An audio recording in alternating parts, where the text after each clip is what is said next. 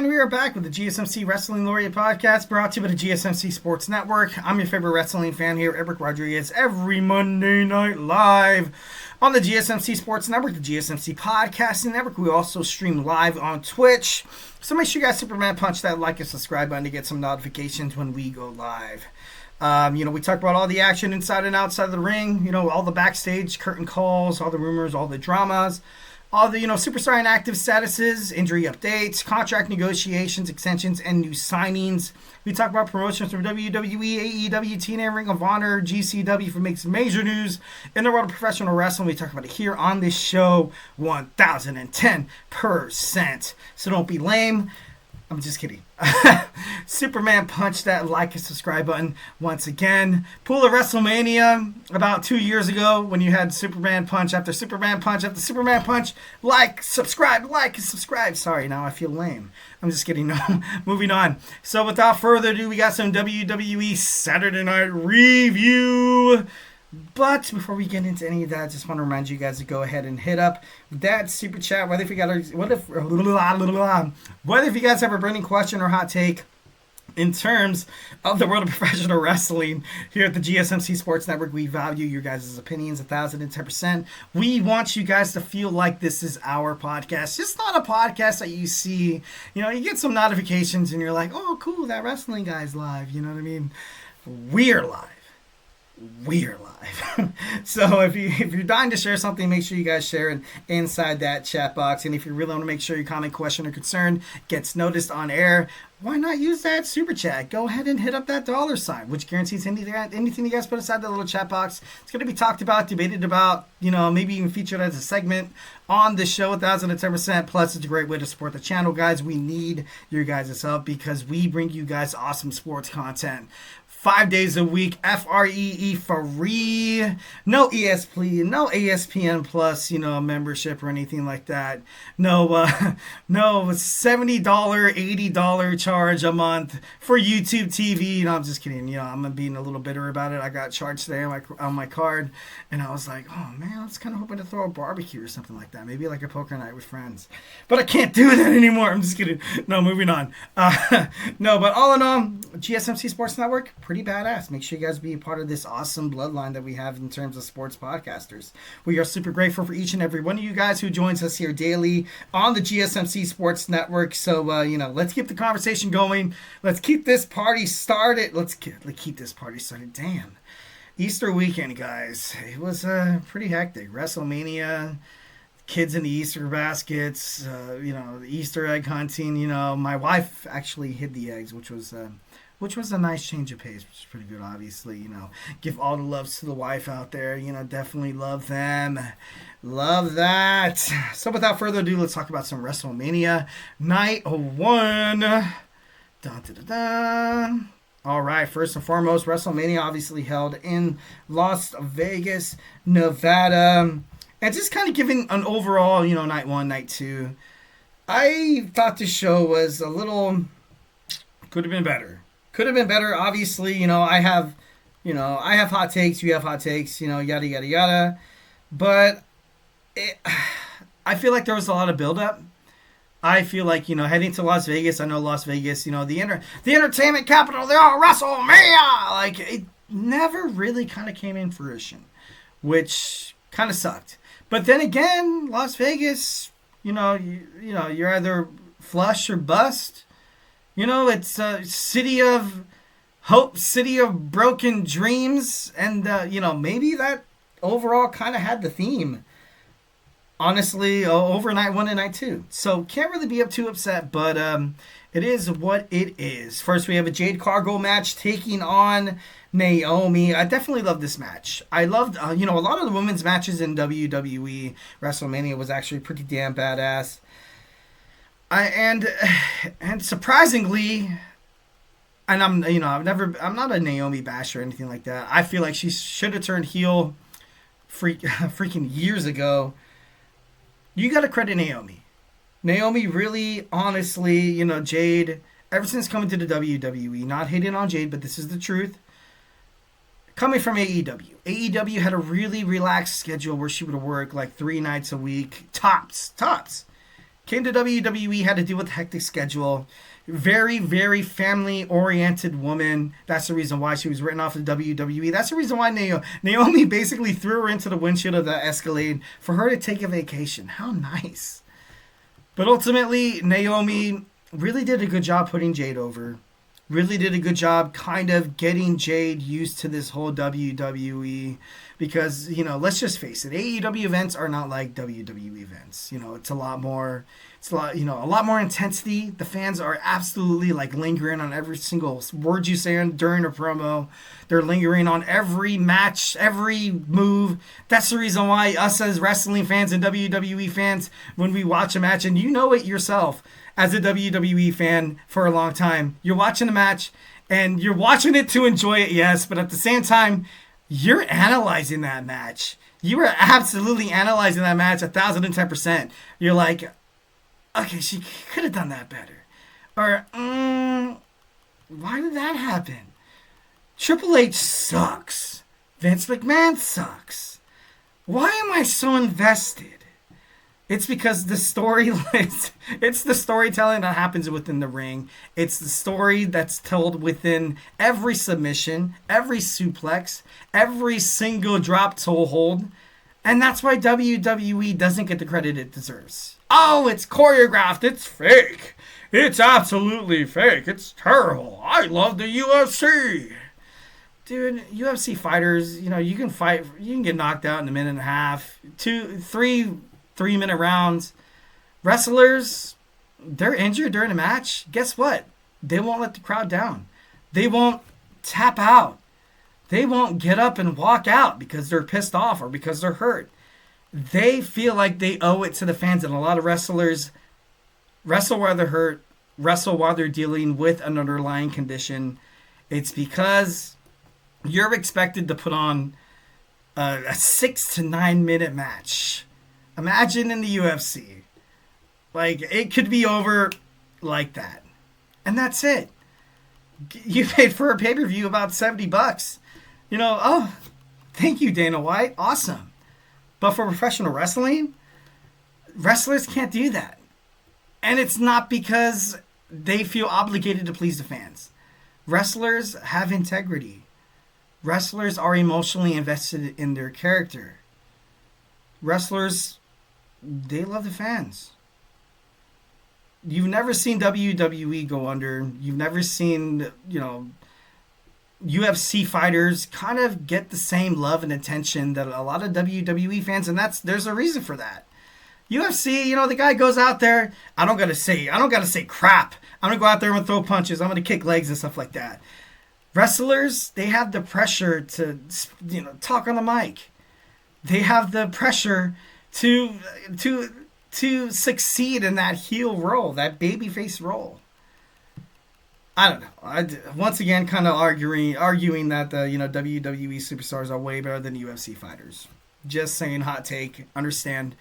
Fight me about it. You can find me at 417. I'm just kidding. No, I'm not gonna give you guys my address. Don't want you guys outside my doors. Bugging my children, asking for an autograph. I'm sorry, I can't deal with that. But just kidding. Overall, the match was actually pretty badass. Love that Jade got the dub right there. Grande Americano takes on Rey Mysterio. Well, not Rey Mysterio. Rey Fenix actually comes out due to an injury. Is Rey Mysterio actually injured? Not too sure, but when he did wrestle Monday Night Raw last week, I kind of thought it was stupid. I was like, why is Rey coming out here? And in the back of my mind, I was like, okay, he's an older guy. Why is he fighting a week before he fights Grande Americano? And and then you had Rey Fenix win. Maybe if Rey Mysterio participated in the match, we would find out that Grande Americano would be unmasked. Chad Gable put on one hell of a match. Can't really be upset about that. Chad Gable, this whole American-made storyline, and I know, like I said, this is not a political podcast whatsoever, but right now, America, in the eyes of the Latino community, yeah, we kind of look like jerk-offs here. But, and Chad Gable, in an interview, he kind of ultimately admitted that I'm not doing this to disrespect Lucha Libre. I'm not doing this to disrespect the Mexican Latino community whatsoever. This is, being from the Gulf of America, which is absolutely garbage. Chad Gable is an absolute badass. He's taken a lot of this heat, of just because my wife, she's very Latina, she's very Chicana. She absolutely hates the character of Grande Americano, and I try to tell her, I'm like, look, this is kind of satire. He's representing America. He's trying to be something that he's not. American politics, okay, not going any further than that. Trying to relate to the Latin American community where honestly you've never really dealt with poverty, you never really dealt with any kind of, like discrepancy in terms of that. But I'm going to leave it at that. I love what Chad Gable is doing. I love the fact that Chad Gable, an amazing superstar, is getting the attention, a little, iffy attention here and there. But him as Grande Americano, if this is what it had to, this is what it takes to get Chad Gable on the WWE screen more often, we'll take you 9 times out of 10. I'm sorry, But the whole thing about, kind of being racially, ethnically, culturally, a little insensitive. I feel like maybe that's a little, bit of a step up there. It's a little push too further than my liking. But overall, I definitely love the story that Chad Gable was saying, kind of being lucha libre and stuff like that. You kind of have this, this American-made person trying to relate to Latin American community, and everybody from the Latin American community is kind of looking at him as a joke. But he's holding his punches. So Grande Americano defeats Rey Fenix, not Rey Mysterio, in a match at WrestleMania, which is pretty cool. This match, I got to be honest, we'll keep it pretty short. Love the fact that LA Knight's not the WWE United States champion. Gotta love it. I feel like he should have turned heel. Maybe like during SummerSlam, perhaps. Jacob Fatu is gonna do amazing things. He's the definitely one of the future in WWE. Heavyweight championship material. He will get to that point. Definitely expect him to have a nice, long United States championship run. Don't expect anybody to take the title off of him. I'm not too sure how the bloodline's going to kind of fit in with this storyline. I kind of hope it does. But, you got Roman losing at WrestleMania. Obviously, spoiler alert. Obviously, if you're tuning into this podcast, obviously, you know what happened at WrestleMania. So don't make me feel bad. Just kidding. With the whole bloodline, Paul Heyman's gone. Hikuleo, NXT, Zila Fatu seems like he's finding a lot of success in the independents right now. Obviously, WWE watches over that. Jacob Fatu needs to kind of go in business with himself, for himself. He needs to go in there, give everything he has, which he has 1,010%. Tonga Loba, Tamatonga gone. Are they going to side with Solo Sikoa once when these two finally feud, which we've been waiting for? We kind of thought we were going to get this WrestleMania match between Solo Sikoa and Jacob Fatu. Jacob Fatu has the title now. Now there's a bargaining chip. Now there's something that's going to, kind of split the two apart. But I kind of hope WWE does this right, because if it's kind of done a little wonky, you could ultimately kind of lose a WWE superstar. You can lose Solo Sikoa. Solo Sikoa, already he's in terms, in the eyes of fans, he's kind of dwindling a little bit. But I don't know. It has to be done right. Next, we have new tag team champions. The New Day defeats the War Raiders. I thought there was going to be a little bit more meat in this tag team match, but the Raw tag team division, what can I say, is absolute garbage right now. So, putting the titles back on the New Day, obviously, seems like the right move. I ultimately should have thought that they should have beat the Judgment Day, when they were like baby faces with Big E, and now they're heels where nobody likes them, nobody wants to see them. People respect them, and now they're WWE Tag Team Champions finally. So Triple H thought to himself that it'd be smarter for the New Day to be Tag Team Champions as a heel, which is fair. If you're bringing in a flood of new tag team competitors into WWE Raw, because the Raw tag team division is garbage right now. It's terrible. It sucks. It's literally the worst thing on planet Earth. The War Raiders, I love the War Raiders, but, temporary champions seems like it's kind of a fit for them. I'm not trying to be mean or anything like that. And now you kind of have the new, I don't know. You should, once again, frustrated with the Raw Tag Team division. Next, we got Tiffany Stratton against Charlotte Flair, keeping this match also short. Charlotte Flair was putting over Tiffy. That's it. That's it. These girls had a hard physical bout. Charlotte Flair, a lot of the times, it seemed like Tiffany really cracked under pressure, which isn't good, which is really not good for WWE in the future of the women's division on SmackDown. Ultimately, I feel like maybe they let Tiffany, hold the title because they're moving off her Charlotte. Charlotte's kind of getting up there. She's getting a little older. Definitely a women's United States Championship run in her future. Tiffany Stratton's going to be taking on a lot of these new NXT superstars. Maybe the trainers that train Tiffany Stratton are more linked to a lot of these young NXT superstars like Cora Jade, Roxanne Perez, Julia, yada, yada, yada. And maybe they're going to have more comfortable matches in the future. But this match, you saw Charlotte Flair literally pandering to Tiffany Stratton. Okay, come on, dude. You going to hit this? Are you going to hit this neck breaker? Are you going to hit this DDT? Do I really honestly have to carry you through this match? And it sucks, but that's just how it is. I hope Tiffany Stratton gets better. I hope that, because throughout the promos, Tiffany Stratton was, as of 3 weeks ago, dead in the water. And then 2 weeks ago in Chicago, it was awesome. And, she's kind of held that higher ground from there. But during this match, it was like a C. It was like a C. And that's not, for a Charlotte Flair match, that's not good. And with Tiffany Stratton being that Charlotte Flair competitor, not really good as well. Jey Uso takes on Gunther in the opening match of Saturday night WrestleMania. I feel bad for Jey. I feel bad for Jey because winning the Royal Rumble, Royal Rumble winners, I think there's only been a few exceptions to this, have main evented WrestleMania night 2. Even the women. Jey Uso, I think, and don't quote me on this, I feel like he is the first male superstar to win the Royal Rumble without being in the main event.